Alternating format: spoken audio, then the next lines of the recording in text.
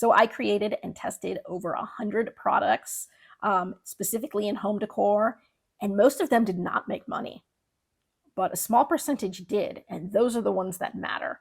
So in today's video, I'm going to show you what actually worked, what didn't, and how you can use this to make money faster. Now, if you're new to my channel, my name is Kelly, and this channel is all about teaching you print on demand and Etsy. So if that is a subject that you're interested in, please hit like and subscribe and stick around. So if you are starting a print on demand shop, this is one of the most important things to understand. Now, by the way, this is true whether you are on Etsy or Shopify or Amazon or any other print on demand business. And that is, not every listing is supposed to succeed. And once you understand that, everything changes. So out of 100 listings, most, will never sell. Some may sell once or twice, a few will sell consistently, and maybe one or two will become your top sellers. And that is where most people get discouraged. They think this isn't working, but it actually is working. You just haven't found your winners yet.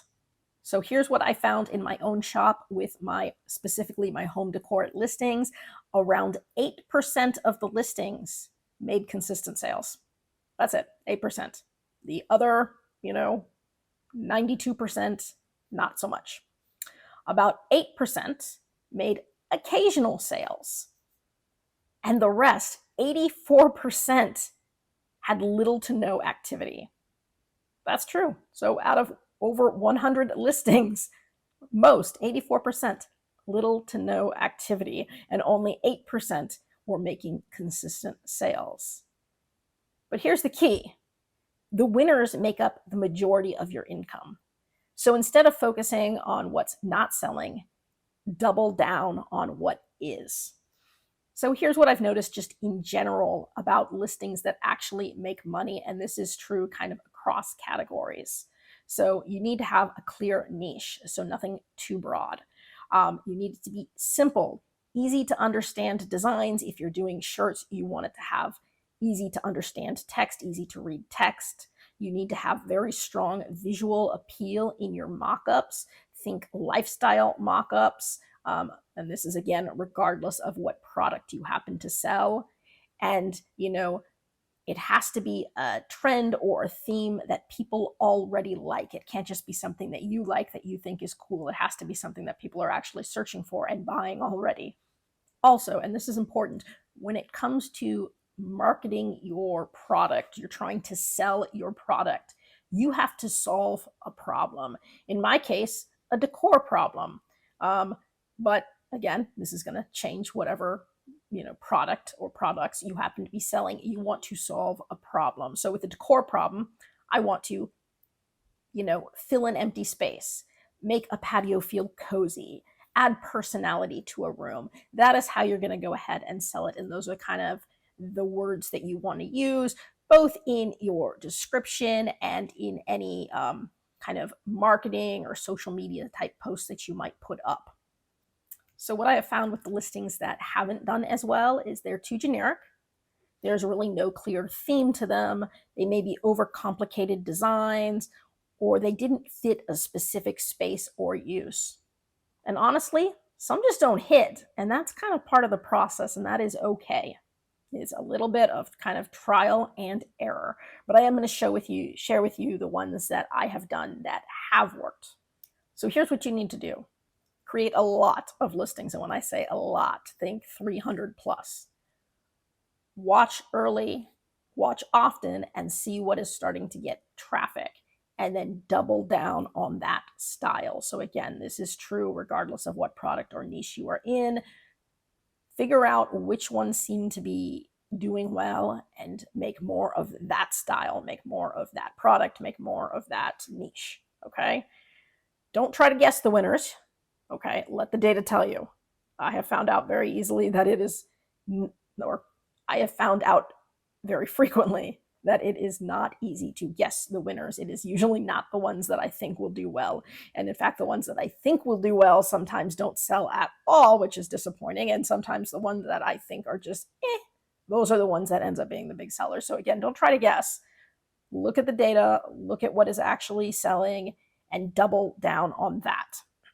This is how you build a shop that makes consistent income, consistent being the key word there. So I told you I was going to show you my winners. So these are my two winners. So my top rug and my top lamp. And so I have a tropical rug and a boho cozy style lamp. And by the way, these are Pinterest posts. So I do have these up on Pinterest. And this is kind of what you want your social media posts to look like. By the way, you are trying to sell something. So whether you are trying to sell a tropical outdoor oasis or you're trying to sell a cozy boho living room, that is what you want to do. So in these pins, I have not only labels of what this is, a tropical patio rug, and then I've got some little descriptors: soft underfoot, durable for outdoor use, lightweight and quick drying, non-slip for stability. Or for my boho lamp, it's stylish, it's cozy, it's natural, elegant design, perfect for small spaces, soft, inviting ambience, and ideal for boho or neutral decor. And so that is kind of how I'm trying to sell this. Remember, you are selling your products too. And so some people also just put up products, but then they don't bother to share on social media, and they're not really driving enough traffic to their shop. Remember, people can only buy what they can see.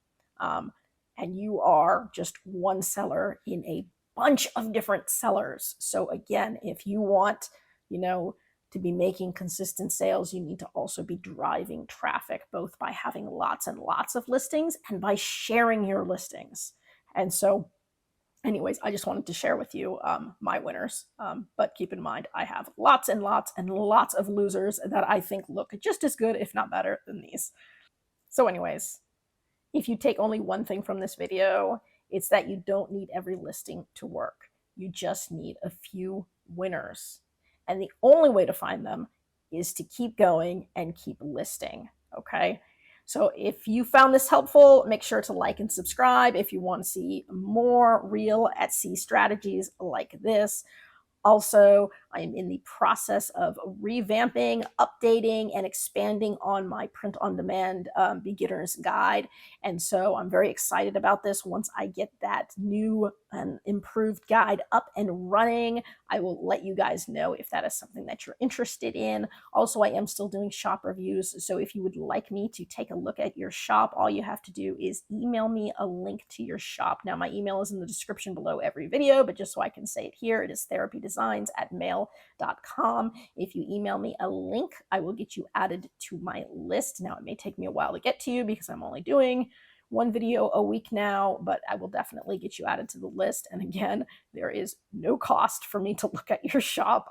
People have asked, so totally free.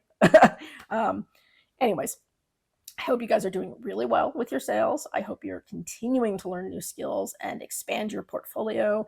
And I do hope to see you guys again soon. That's it for today's video. If you found that useful and would like to see more videos with helpful tips and tricks, be sure to hit like and subscribe and turn on your notifications so you don't miss any of the weekly videos. As always, keep growing and stay creative, and we'll see you next time.